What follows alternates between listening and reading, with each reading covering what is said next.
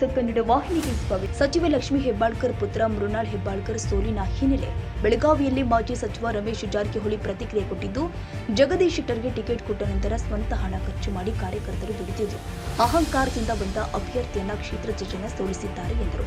ಬೆಳಗಾವಿ ಮತ ಎಣಿಕೆ ಕೇಂದ್ರದಲ್ಲಿ ಜಗದೀಶ್ ಶೆಟ್ಟರ್ ಅವರನ್ನ ಭೇಟಿಯಾಗಿ ತಬ್ಬಿಕೊಂಡು ಶುಭಾಶಯ ಕೋರಿದ ಬಳಿಕ ಮಾತನಾಡಿದರು.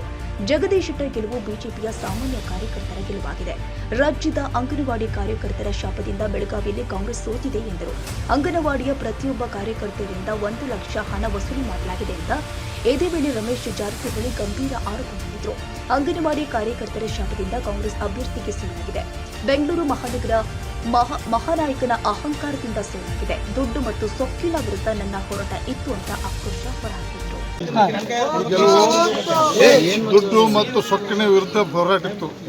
ಒಬ್ಬ ಸಂಭಾವ್ಯ ವ್ಯಕ್ತಿ ಅನ್ಯಾಯದ ವ್ಯಕ್ತಿಗೆ ಟಿಕೆಟ್ ಕೊಟ್ಟ ನಂತರ ಬಿಜೆಪಿಯವರು ಎಲ್ಲ ಸಾಮಾನ್ಯ ಕಾರ್ಯಕರ್ತ ಸಹಿತ ತಮ್ಮ ಸ್ವಂತ ದುಡ್ಡಿನಿಂದ ಸ್ವಂತ ಮನೆಯಿಂದ ಊಟ ಮಾಡಿ ಕೆಲಸ ಮಾಡಿ ದುಡ್ಡಿಗೆ ಅಹಂಕಾರ ಬಂದಂಥ ಕ್ಯಾಂಡಿಡೇಟ್ಗೆ ಸೋಲಿಸ್ಯಾರ. ಇದು ಭಾರತೀಯ ಜನತಾ ಪಾರ್ಟಿ ಸಾಮಾನ್ಯ ಕಾರ್ಯಕರ್ತರು ಮತ್ತು ರಾಜ್ಯದ ಮತ್ತು ಏನಾದ ಅಂಗನವಾಡಿ ಕಾರ್ಯಕರ್ತರ ಶಾಪದಿಂದ ಸೋಲು. ಅಂಗನವಾಡಿ ಕಾರ್ಯಕರ್ತ ಪ್ರತಿಯೊಬ್ಬರಿಂದ 1 ಲಕ್ಷ 2 ಲಕ್ಷ ವಸೂಲು ಮಾಡಿದಂಥ ಒಂದು ಅವರ ಶಾಪದಿಂದ ಇವತ್ತು ಸೋಲಾಗೈತಿ. ಮತ್ತು ಬೆಂಗಳೂರಿನ ಮಹಾನಾಯಕನ ಅಹಂಕಾರದಿಂದ ಸೋಲಾಗೈತಿ. ತಾಜಾ ಸುದ್ದಿಗಾಗಿ ಎಂಟಿವಿ ನ್ಯೂಸ್ 24x7ಗೆ ಸಬ್ಸ್ಕ್ರೈಬ್ ಮಾಡಿ ಮತ್ತು ಬೆಲ್ ಐಕಾನ್ ಅನ್ನು ಒತ್ತಿ. ತಪ್ಪದೇ ಲಿಂಕ್ ಶೇರ್ ಮಾಡಿ.